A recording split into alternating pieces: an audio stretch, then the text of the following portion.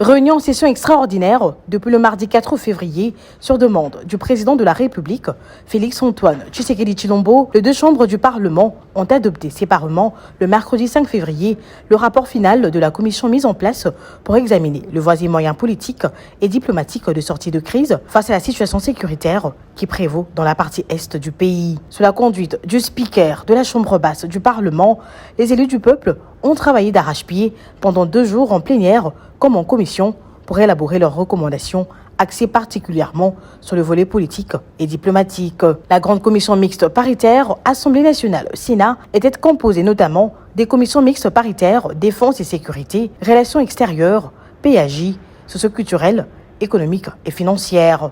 Après l'audition en commission du vice-premier ministre, ministre de l'Intérieur, Sécurité, Décentralisation Affaires coutumières et du vice-premier ministre, ministre de la Défense nationale, les députés nationaux ont conjugué leurs intelligences pour réfléchir sur les voies et moyens de sortir le pays de la crise sécuritaire qu'il traverse. La plénière, tenue à huis clos, en cette deuxième journée, a adopté à l'unanimité et sans débat le rapport final mixte qui contient toutes les recommandations de 2 chambres du Parlement. Ce rapport, dont la primeur est réservée uniquement au chef de l'État, rencontre sur tous les plans les attentes du commandant suprême.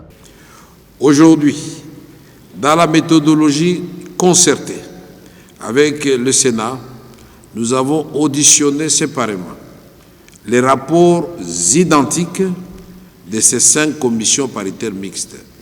C'est ainsi que nous avons passé en revue les rapports de la commission paritaire politique, administrative et juridique, les rapports de la commission mixte paritaire défense et sécurité, le rapport de la commission mixte socio-culturelle, les rapports de la commission mixte paritaire économique et financière, les rapports de la commission mixte paritaire relations extérieures.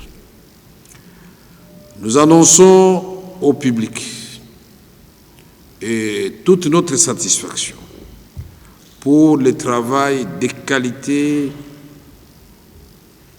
réalisé par les honorables députés et les honorables sénateurs qui se sont mis d'accord sur les matières principales sous forme des recommandations à remettre au président de la République. Et tous ces rapports ont été adoptés tour à tour et à l'unanimité, sans contre et sans abstention. Ceci mérite quand même les applaudissements de la plénière. Honorables députés, chers collègues, je tiens sincèrement à vous remercier pour le travail que vous avez fait. Vous avez démontré encore une fois de plus, au regard de vos recommandations et résolutions, que le Congo, c'est un pays de paix, un pays qui veut la paix chez nous et ailleurs et impulser le développement. Il s'y est de signaler que ce document d'une extrême importance va se joindre à celui présenté par les évêques de la Senko et l'Église du Christ au Congo pour outiller objectivement la décision du président de la République, garant de la nation. C'est avec une note de satisfaction que le président de l'Assemblée nationale, le professeur Vital Kamerhe, et le président du Sénat, Jean-Michel Samalou Condé, ont chacun suspendu la séance après avoir épuisé la première matière de cette session extraordinaire qui va se poursuivre avec la présentation des juges de la Cour constitutionnelle nommés récemment par le chef de l'État, Félix-Antoine Tshisekedi Tshilombo.